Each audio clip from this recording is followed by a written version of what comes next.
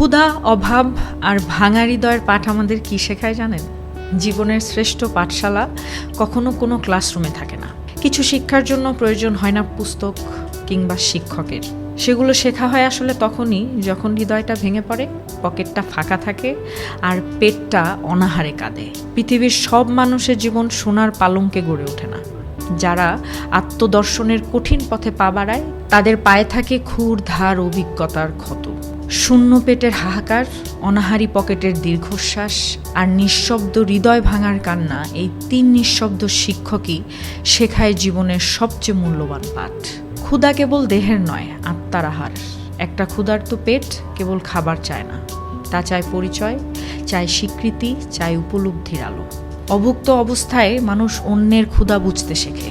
তখন সে বুঝে ফেলে পেট ভর্তি থাকাই পূর্ণতা নয়। ক্ষুধা অনেক সময় অন্তরাত্মার জাগরণ, যা ঘুমন্ত স্বপ্নকে ডাক দিয়ে জাগিয়ে তোলে।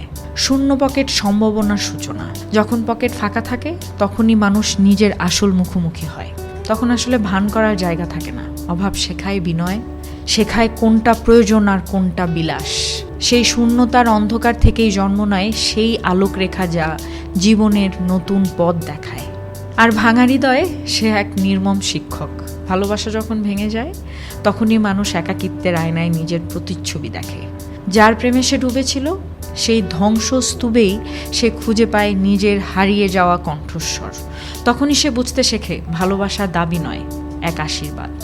জানা থাকলেও হৃদয়কে নরম করে দেয়, মানুষকে করে তোলে আরও গভীর ও সংবেদনশীল।